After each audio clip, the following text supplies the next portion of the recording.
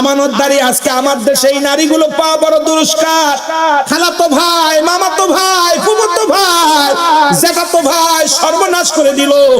ও যুবক, ও যুবতী মা বোনেরা শুনে নাও, একটু ভালো করে শুনে নাও।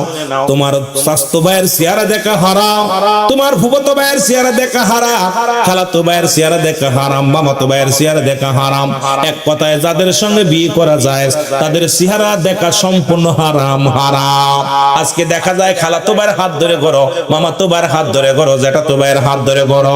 আরে এদের দেখা দিয়ে এই ওয়াজগুলো কেন করি না আমরা? আজকে এই ওয়াজগুলো বেশি বেশি করার দরকার, কারণ সমাজ বাঁচানোর দরকার, জাতিকে বাঁচানোর দরকার, যুব সমাজকে বাঁচানোর দরকার। আজকে যুব সমাজ এত কষ্ট করে মাহফিল দিল, মাহফিল দিয়ে কি পাইলো? তাদেরকে কিছু সান্ত্বনা দিয়ে যাও, তাদেরকে কিছু সান্ত্বনার বাণী শোনায় দাও, যা তারা নিজেরাও বাঁচতে পারো, যুব সমাজও যেন বাঁচতে পারে। জোরে জোরে চিল্লায় বলেন ঠিক কিনা? খালাতো ভাই, মামাতো ভাই, ফুফাতো ভাই এগুলো দেখা কি জায়েজ? কথা বলেন জায়েজ? কয়টা বাড়িতে আছে? আমার বাড়ি, আমি হুজুর মানুষ, আমার বাড়ি এই তো আপনারে কি বলবো? এই জন্য বলি হুজুরদের দাওয়াত দেওয়ার সময় বাড়ি যাবেন, মৌলবীদের দাওয়াত দেওয়ার সময় বাড়ি যাবেন, বাড়িতে দেখবেন ওর বাড়ি টেলিভিশন আছে কিনা, ওর বাড়ি মেয়েরা বেপর্দা আছে কিনা, আশপাশে খবর নিবেন হুজুরের অবস্থা কি। কারণ খবর এখন এই মিডিয়া দেখা খালি মোবাইল দিকে ভুলে যায় না, ভাইরাল দিকে দাওয়াত দিতেছে, হুজুরের বউ আর একজনের লোক গল্প করে। কথা বলছেন ঠিক কিনা? অধিকাংশ হুজুরের বউ নিজেই মার্কেট করে। ওই মৌলানা রাগ করেন নাকি ভাই? আমার অনেক বক্তা আমারে মাঝে মাঝে থ্রেট দেয়, কয় রুহুল আমিন সাহেব তোর মুখে আটে না, এগুলো এত কথা বলিস কেন? আমি কে রাত দেখানো আলেমদের দাওয়াত দিতে গেলে আগে বাড়ি যাবেন, ওর বিবি পর্দা আছে কিনা, ওর ভাই বোন পর্দাশীলতা মানে কিনা, পর্দার বিধান মানে কিনা, আজ খবর নেবেন। ব্যবসায়ী বক্তা দিয়ে ওয়াজ করে লাভ নাই, আমাদেরকে আদর্শবান আমলদারি বক্তার দরকার। জোরে বলেন ঠিক কিনা? আজকে অধিকাংশ বক্তার বাড়ি মেয়ে বেপর্দায় চলে, মেয়ে দাউস, ছেলে দাউস। পাবনায় সেদিকে ওয়াজ করতে গেছি, বড় বক্তা, ছেলের দাড়ি কেটে সিগারেট টেনে বয়ে বয়ে, আবার কয় হুজুর উনি মাল খায়। দুই মেয়ে দুটেই আসছে আমার সাথে দেখা করার জন্য, হুজুর আমার সাথে দেখা, আমি করবো স্বামী নাকি? হুজুর বেয়াদবি মাফ করবেন, আপনার দেখার খুব শখ, আমার মেয়েরা খুব পাগল। আমাকে মেয়েরা পাগল তাই না? এই সময় কয় আপনি তো চাচা হন, আমি তো কিসের চাচা? বেগানা নারীর সঙ্গে দেখা দিয়া কবিরা গোনা, বেগানা পুরুষের সঙ্গে দেখা দিয়া কবিরা গোনা। হাজার হাজার গোনা করতেছি, এই গোনাগুলো মাফের দরকার আছে কিনা? এ দুনিয়ার মুসলমান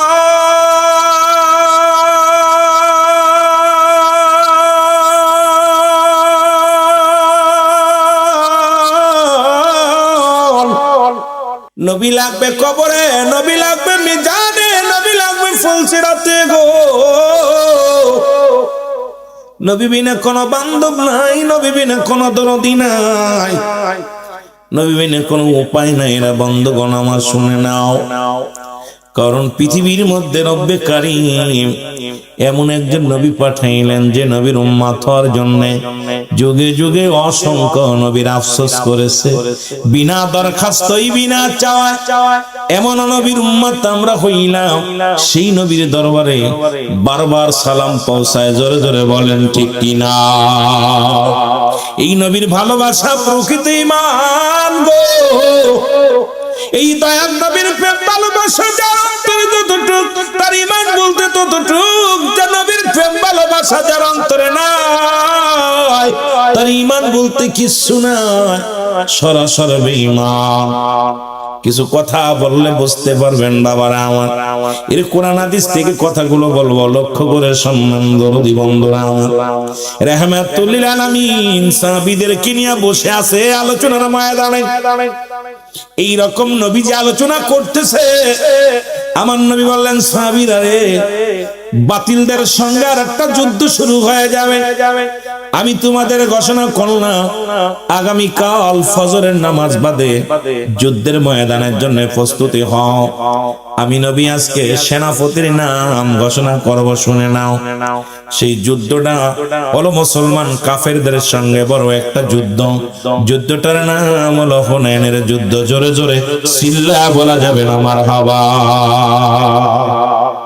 আল্লাহ নবী বললেন সাহাবীরা রে, আজকে তোমরা যারা আমার সামনে আসো শুনে নাও, শুনে নাও, এই কোরআনটার মর্যাদার জন্য, ইসলামের মর্যাদার জন্য আমার যুবক বন্ধুরা শুনে নাও। কারণ এই পৃথিবীর মধ্যে কালেমা, নামাজ, রোজা, হজ, যাকাত, মুসলমান হওয়ার পূর্ব শর্ত হলো কালেমা। এই কালেমা পড়েছেন লা ইলাহা ইল্লাল্লাহু মুহাম্মাদুর রাসূলুল্লাহ, আশহাদু আল্লা ইলাহা ইল্লাল্লাহু ওয়াহদাহু লা শারীকা লাহু واشهد ان محمدا عبده ورسوله। জোরে জোরে চিল্লায় বলা যাবে না মারহাবা। কষ্ট হচ্ছে? কথা বোঝা যায়? অনেক দিন পরে আসছে আপনাদের মাঝে কথাগুলো। খুব আমি এত বড় আলেম না, আমার আগে যারা আলোচনা করেছে গুরুত্বপূর্ণ আলোচনা করে গেছে, সেই তুলনায় আমি আপনাদের কিছু দিতে পারবো না। আমার ভাইরা, আমার বন্ধুরা, যে কথাগুলো বলি, রাসূল বললেন সাহাবীরা রে, আগামীকাল হুনাইনের যুদ্ধ শুরু হবে রে, সত্য মিথ্যার মধ্যে একটা বিশাল জয় পরাজয় হবে গো। আমি নবী ওই যুদ্ধের জন্য সাহাবীদের মধ্যে নাম ঘোষণা করতে চাই। সাহাবীরা অপেক্ষা আছে, রাসূলুল্লাহ কার নাম বলে, নবীজি কার নামটা বলে, কে সেই সৌভাগ্যবান ব্যক্তি নবীর জবান দিয়া সেনাপতি বানাবে, নবীর জবান দিয়া বলবা অমুক সেনাপতি আছে। রাসূলুল্লাহ তিনজন সাহাবীর নাম ঘোষণা করলেন। তাদের মধ্যে এক নাম্বার সেনাপতি যিনি ওই জমিনের মধ্যে উপস্থিত নাই, উপস্থিত যত মুসল্লি আছে, যত সাহাবীরা আছে, রাসূলের মুখের দিকে তাকিয়ে আছে। নবীজি বললেন আগামীকাল যুদ্ধের যাত্রা শুরু হবে, আর হুনাইনের যুদ্ধে এক নম্বরে নেতৃত্ব দিবে আমার প্রিয় সাহাবী হযরতে হুযায়ফা রাদিয়াল্লাহু তাআলা। জোরে জোরে চিল্লায়া বলা যাবে না মারহাবা। দুঃখের দিনের দরদি মোর নবী কামলিওয়ালা, নবী কামলি। আরো জোরে বলেন, দুঃখের দিনের দরদি মোর নবী কামলিওয়ালা, নবী কামলিওয়ালা। তুমি আসবে ভবে জগতে, জ্বলবে সরকলালা, নবী কামলিওয়ালা। বলো দুঃখের দিনের দরদি মোর নবী কামলিওয়ালা, নবী কামলিওয়ালা। জোরে বলেন মারহাবা। এ বন্ধুগণ আমার গভীর মনোযোগ, রাসূল ডাকতে বলেন সাহাবীরা রে,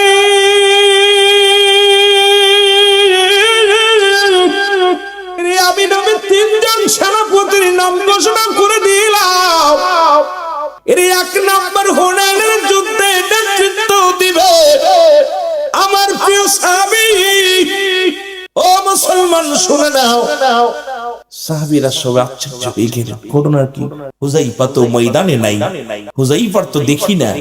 হুজুর নামটা ঘোষণা করলেন, আর হুযায়ফার নিশ্চিত মৃত্যুবরণ হবে। কারণ যে যুদ্ধের ময়দানে রাসূলুল্লাহ একের অধিক সেনাপতির নাম ঘোষণা করত। কি হলো ভাই, সাউন্ডটা ঠিক করেন, একটু টোনটা কমায় দিয়া ইকো কমায় দেন, দিয়া মোটামুটি চালান, সুন্দর আওয়াজ হচ্ছে। যে যুদ্ধের ময়দানে রাসূলুল্লাহ একের অধিক সেনাপতির নাম ঘোষণা করত। দুজন বললে একজন মারা যেত, তিনজন বললে দুজন শাহাদাতের পেয়ালা পান করত। যে যুদ্ধের ময়দানে রাসূল একজনের নাম বলতেন, সেই যুদ্ধে সাহাবী বিজয় হয়ে বীরের বেশে রাসূলুল্লাহর কদমের মধ্যে হাজির হয়ে যেত। জোরে বলেন আল্লাহু আকবার। এখন হুনাইনের যুদ্ধের সেনাপতি কয়জন? জোরে বলেন কয়জন? তিনজন সেনাপতি। রাসূল বললেন সাহাবীরা রে, আমি তিনজনের নাম ঘোষণা করে দিলাম। এই তিনজনের নাম কিন্তু এক নাম্বার সেনাপতি ওখানে নাই। উনি গেছে বিবাহ করতে, নতুন বিবাহ করতে গেছে। আমার বন্ধুরা আজকে একটা দিন মাহফিল শোনার জন্য যারা আসতে পারেন নাই, যারা এখনো বাড়ি থেকে কান দিয়া শুনতেছেন, আলোচনা খেয়াল করে শোনেন। রাসূলের সাহাবী হুযায়ফা রাদিয়াল্লাহু তাআলা উনি বিবাহ বন্ধনে আবদ্ধ হওয়ার জন্য বিয়ে করতে গেছে মক্কা মদিনার সুন্দরী নারী। বিয়ের জন্য রওনা হয়েছে। এদিক নবীজিদের সেনাপতি বানিয়ে দিছে। ও মুসলমান শুনে নাও, চিঠিখানা যখন নবীজি হাতের দিলেন, তিনজনকে তিনটা চিঠি দিলেন। হুযায়ফার চিঠি হুযায়ফা তো মজলিসে নাই, হুযায়ফার পত্রখানা একা হুযায়ফার কাছে পৌঁছায় দিলেন। হুযায়ফা বিবাহ কাজ সম্পূর্ণ হয়ে গেছে, শুধু আনুষ্ঠানিকতা বাদ, মোনাজাত বাদ। দোয়া করে নবীর সাহাবীরা কোন বিবাহ অনুষ্ঠান হলে এক জায়গা বসে দোয়া করতেন, দোয়া করে কিছু খুরমা খাইতেন, খেজুর খাইতেন, কারণ এটা সুন্নাতে রাসূল, আমার নবীজির হুকুম ছিল। জোরে জোরে চিল্লায় বলো মারহাবা। হুযায়ফার বিয়া হয়ে গেল। চিঠিখানা এক ইহুদি এনে বলেন, হুযায়ফা রে, রাহমাতুল লিল আলামিন একটা চিঠি দিয়েছে, তোমার চিঠিখানা নাও। হুযায়ফা যখন চিঠিখানা হাতের মধ্যে নিলেন, হাতের মধ্যে নিয়ে চিঠির মধ্যে লেখা দেখে, হুযায়ফা ও আমার প্রিয় সাহাবী, হুযায়ফা রে, আগামী কাল হুনাইনের যুদ্ধে ফজরের নামাজ বাদে রওনা হব। ও আমার সাহাবী, আমি তোমার এক নাম্বার সেনাপতি বানিয়েছি। ও হুযায়ফা, ইতি তোমার নবী রাহমাতাল লিল আলামিন। জোরে জোরে চিল্লায়া বলা যাবে না মারহাবা। সর্বশেষ পরিশেষে রাহমাতাল লিল আলামিন। হুযায়ফা চিঠির মধ্যে চুমা দিলেন। হুযায়ফা চিঠিখানা বুকের সঙ্গে টেনে ধরলেন। হযরত হুযায়ফা চিঠিখানা চুমা দিয়া মাথার মধ্যে লাগাইয়া চিৎকার করে বলে, ইয়া রাসূলুল্লাহ, ইয়া হাবিবাল্লাহ, আজকে ফজরের নামাজ বাদে আমি ফজরের নামাজ বাদে যুদ্ধের ময়দানে যেতে হবে। ইয়া রাসূলুল্লাহ, আমি বিবাহ বন্ধনে আবদ্ধ হওয়ার জন্য এখানে এসেছি। ইয়া রাসূলুল্লাহ, তার মানে আমি এক নাম্বার সেনাপতি, আমার পরিবারও আছে। সুতরাং এই যুদ্ধের ময়দানে আমি হয়তো আর ফিরে আসব না। কারণ হুযায়ফা রাদিয়াল্লাহু তাআলা, এ মুসলমান গভীর মনোযোগ, চোখের পানি ছেড়ে কান্দে, ইয়া রাসূলুল্লাহ, ইয়া হাবিবাল্লাহ, আমি ভুল করেছি গো নবী। কারণ আপনার সামনে থাকলে ক্ষুধা নিবারণ হয়ে যায়, আপনাকে দেখলে ঘুম হারাম হয়ে যায়, আপনাকে দেখলে মনের দুঃখ দূর হয়ে যায়। আমি আমার রাসূলের কদম থেকে অনেক দূরে আছি, আমি ভুল করেছি মনে হয়। সঙ্গে সঙ্গে উঠে দাঁড়ায়া উপস্থিত মুসল্লিদের ডাক দে বলে, ভাইরা, এ আমার ভাইরা, তোমরা থাকো, আমি গেলাম আমার রাসূলুল্লাহর কাছে। জোরে বলেন না মারহাবা। রাসূলকে কত ভালোবাসতেন মুসলমান আমার। এ গাঙ্গের বাবারা, রাহমাতুল লিল আলামিন আমার নবীর কদমের মধ্যে রওনা হয়ে গেলেন। পিছন থেকে ডাক দে বলে, হুযায়ফা রে, সবে মাত্র বিবাহ হলো, একটু তুমিও কোনদিন আমার মেয়েটাকে দেখো নাই, মেয়েও তোমার দেখে নাই। সুতরাং নতুন বিবি হুযায়ফা রে, তোমার বিবিও তোমারে দেখে নাই, তুমিও বিবিরে দেখো নাই। হুযায়ফা, বিবাহ হয়ে গেল, তোমার বিবির একটু দেখে যাও, তোমার বিবিরে তুমি দেখে যাও। হুযায়ফা কয় না, আমার সময় নাই, রহমতের নবী যুদ্ধে রওনা দিবে রে, আমি সেনাপতি, সুতরাং আর সময় নাই। কই রওনা হয়ে গেলেন। পিছন থেকে বিবি মুসলমান